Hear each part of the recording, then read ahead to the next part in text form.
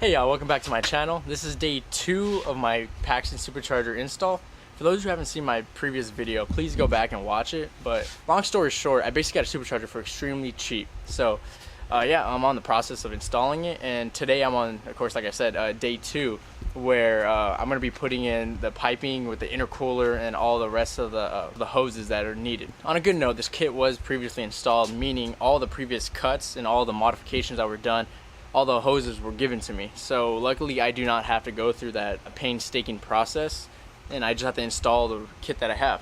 That makes the whole process a lot smoother and simpler. So let's go check it out. A perfect example of what I was talking about. Here goes a PVC hose that you have to take from your stock system and you end up having to change it to make it look like this. Luckily the guy already included it in the kit, so I do not have to do this. I have everything already made. Yeah, I have everything already made, and he left it all in a nice bag, so that kind of rocks. Then also, he also left some of the hoses, as you can see, like right here and like right there. And another big hose that he left it's kind of like right there next to the intake. So yeah, overall, it's gonna be pretty simple. This is gonna make the process a whole lot simpler, especially since I don't have to make these cuts, which is gonna help out a lot and save a lot of time. And okay, here goes the progress of yesterday. As you guys can see, the head unit is on. The whole bracket is finally on perfectly. Everything is tightened up. Here goes the adjustments. Like I said before, I'm gonna be running the 4.8 pulley until I know everything is running perfectly fine. And then once I know that, then I'm gonna be upgrading my fuel pump and then downsizing insanely. But when that happens, as you can see, I can shorten up the tension. Well, add more tension onto there on top of the tensioner that goes right here. So what I plan on finishing up today's video is getting up all the hoses, putting on the coolant expansion tank over there that goes in the corner. Hopefully, well, altogether I'm assuming that I'm gonna probably finish this today, except for the injectors, because my manifold being the Boss 302, I do have to take out the manifold before removing the fuel injectors.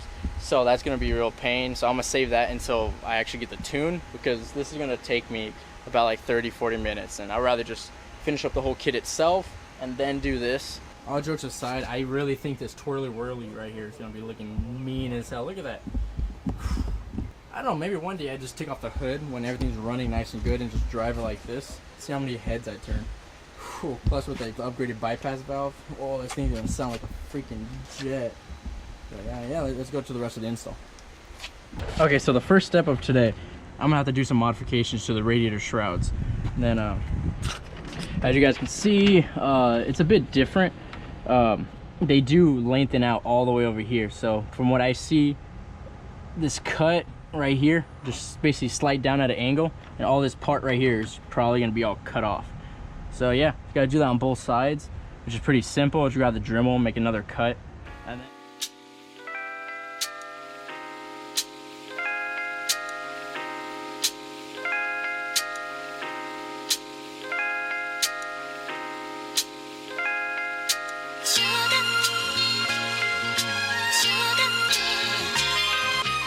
so I have the radiator shrouds pretty much done. I'm not putting them in just yet. I'm just leaving them on the side just in case they cause any issues of when I put the piping.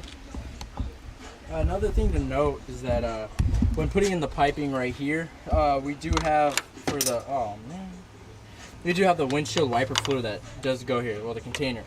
I already removed it. You do not have to do this in the instructions, but I haven't had windshield wiper fluid in like about like a year and a half. Because, you know, weight reduction, guys. So, just that. So I'm leaving this all open right here. Here goes my wire to my demon eyes that I never use. But yeah, it just runs through right here. As you guys can see, I made the little slits that are needed. Now it's time to put the intercooler on. And in this moment right here, please note that there's a sensor, like as you guys can see in the instructions right here on the bottom.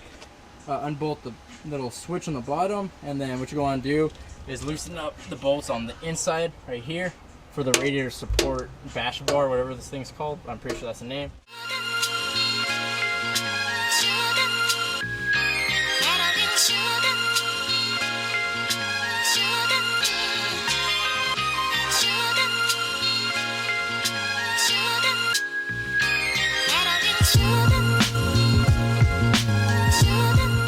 Okay, so I have all 4 bolts loosened, 2 on each side.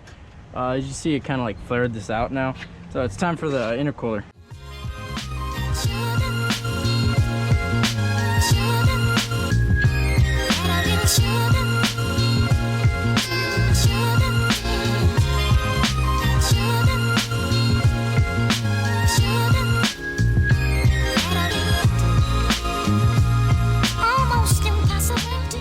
Okay, so since I'm doing this install kind of by myself, Eric's at work right now, so I don't have an extra set of hands. As you can see right now, I had raised this right here and I grabbed a jack right here.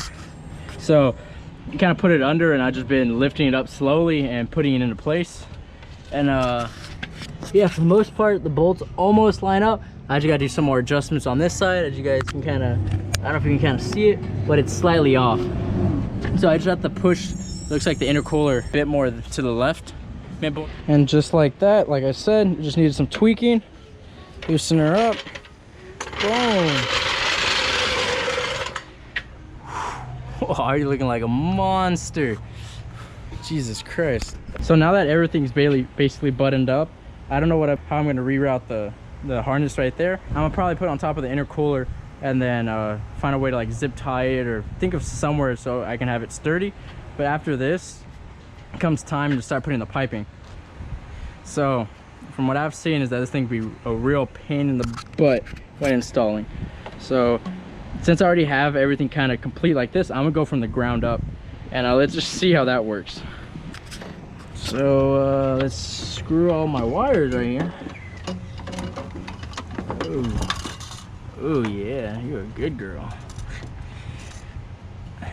Rated R right here. Okay, so I have this about how I wanted it to. Now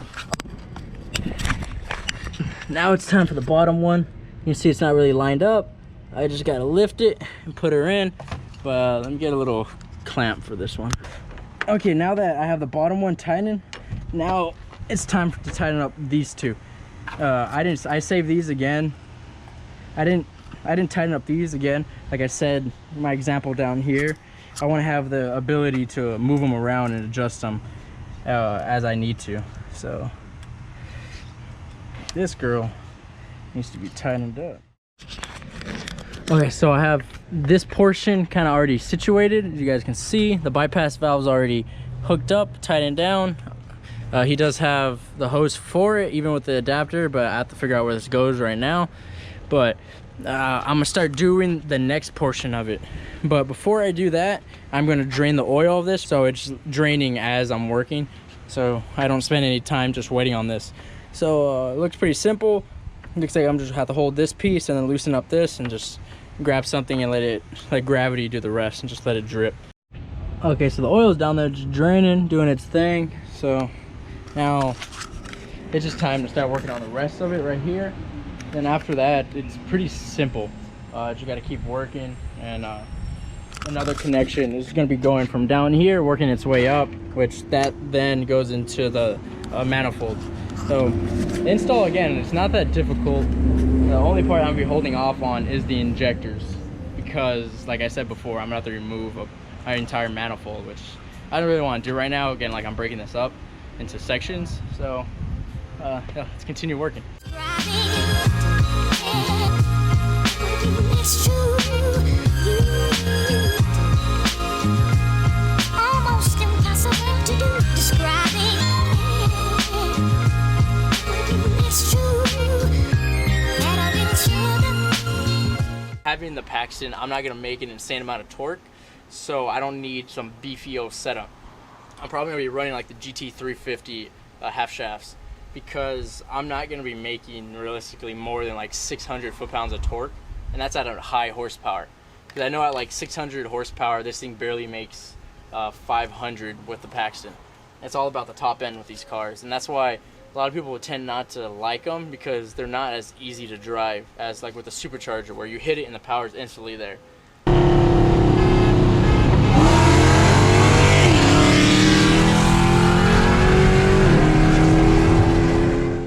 So I'm just casually out here still working on my kit, and look who shows up. What it do, baby? Yeah, motherfucker. Huh? Can I put it in here? Yeah, if you want. Yeah, so let me hold them. Alright, Eric. What are you doing today with your car? I just put the torque converter inside this shit, man. It's aggressive as hell, kind of, actually. Is it? Yeah, and it's not even tuned yet. No? Nah. Is there a huge difference? Yeah, you can tell. Damn. Kind of like jumping. Yeah, give me a ride in it. Yeah. You never go wrong with that Corsa.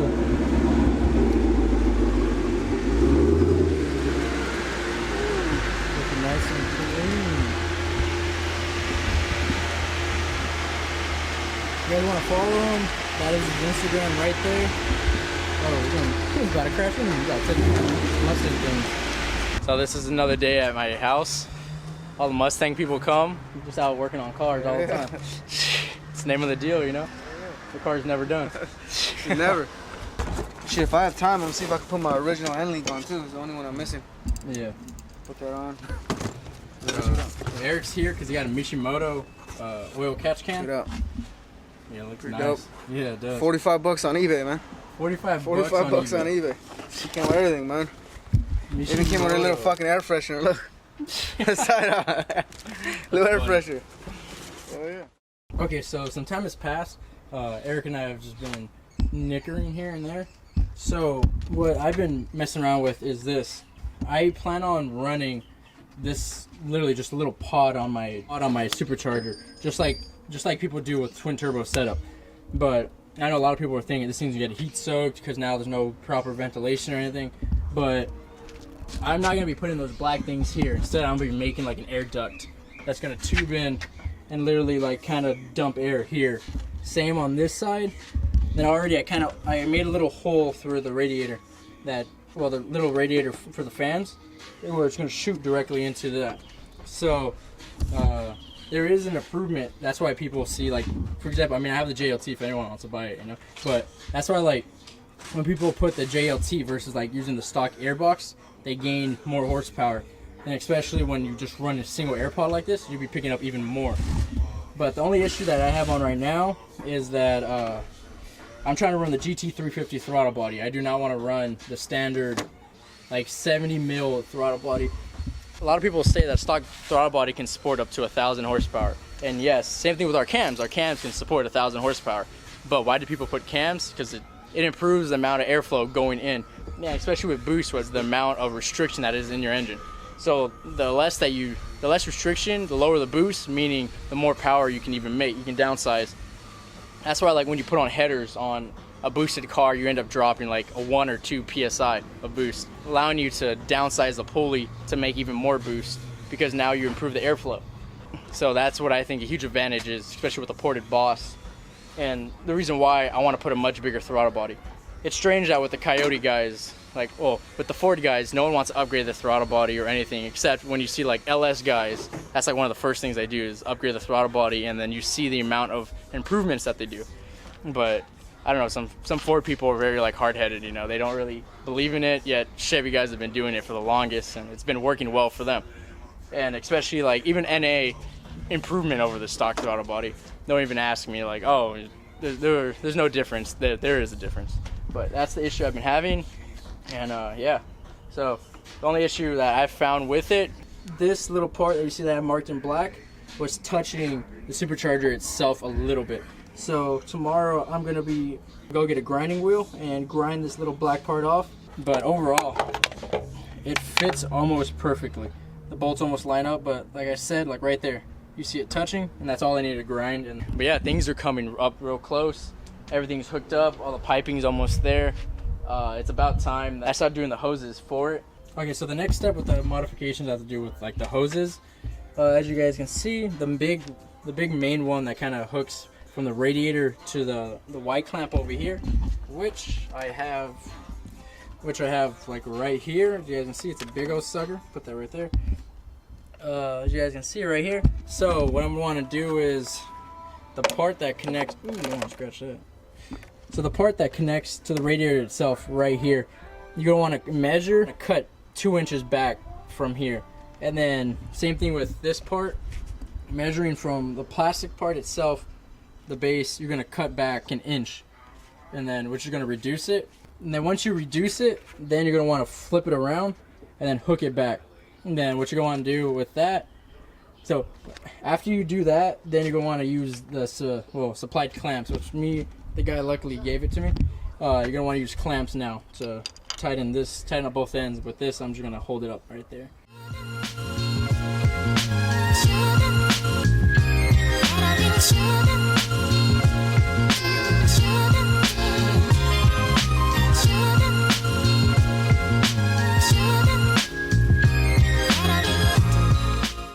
Okay, quick little side note, when modifying the radiator hose right here, It kind of scared me, I'm not gonna lie, guys, because when I was doing it, Found out you're gay. I followed the instructions and measured 2 inches down, and it wasn't reaching at all. And then after looking at the pictures, for some time, I realized that you had to cut the little ring on, as you guys saw in my previous clip. I cut it, and then I put the hose over it, and then used a clamp to tighten it down. And now it fits perfectly. There's no issues and such. So yeah, the main hose is good.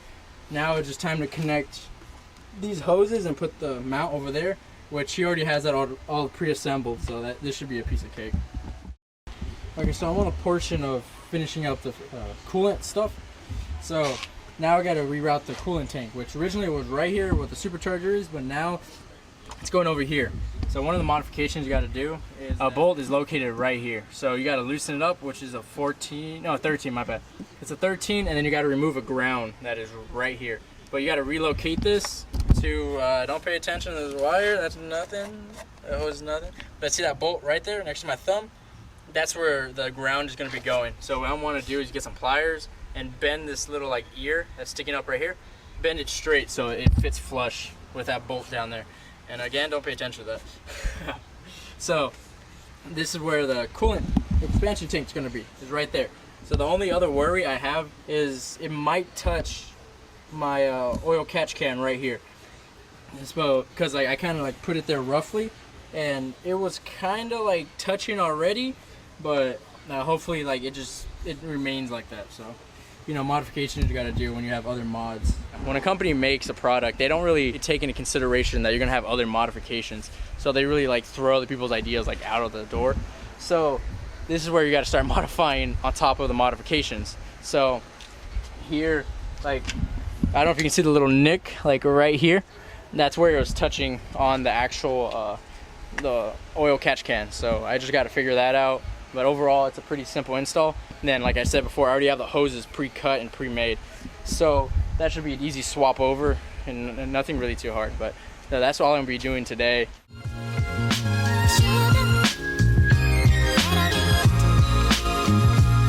Almost impossible to do, describing. It's true. Okay, so the next step now, you're gonna have to modify this hose right here. And what the instructions say is you want to cut before this bend, because it's already pre-bent. So you're going to want to cut right here, and then it looks like we're going to be adding an adapter. It looks like this is like an overflow hose, of course, which is we're gonna cut right here, and then it's gonna extend, and I kind of have like a three-way running over here, which looks like this one's gonna take the front portion, and then the other one that went on the top of it also gonna connect to over here, which looks like it's pretty simple. Okay, so update. I looked in the box, and the guy already supplied me everything. So the line I just cut right here, he actually gives me my own. So as you can see right here, I made the cut, which will be like about the same distance, and then here you go. It extends all the way over here, which is pretty simple. But luckily I looked in the box. Whew. All right, so as you guys can see, for the most part, I finished up everything for the coolant. Here goes the one that I showed you that was provided, how it snakes down and it connects to this three-way right here. And then the top portion that also connects to the reservoir, which is right here, which is this one right here. This one's actually long enough itself to connect to this entrance over here. So those are connected. Now it's time for the main one that feeds the coolant directly into the engine, well, into the radiator. Here you go, it's that bottom one. So luckily, again, he provided me a hose for it. So this one right here is going to take its place for this piece right here. As you guys can see right here, I'm going to replace it with a supplied hose that he gave me. It's going to go run down the supercharger and connect to that one right there. And then for the coolant side, we are finished. So everything is basically done now. All the plumbing for the piping, everything's kind of done. I haven't put this top piece because as you guys can see, I still need the room for all the coolant lines and such. I would love to turn it on and hear it going, but sadly, I can't, because I need to be putting on the throttle body next. which, as you guys, again, for like the third time, I need to modify it. So realistically, I'm about done. I'm still waiting on my tune, which is like the sad thing, but that's gonna be the end of the video. Please hit that like button and please subscribe.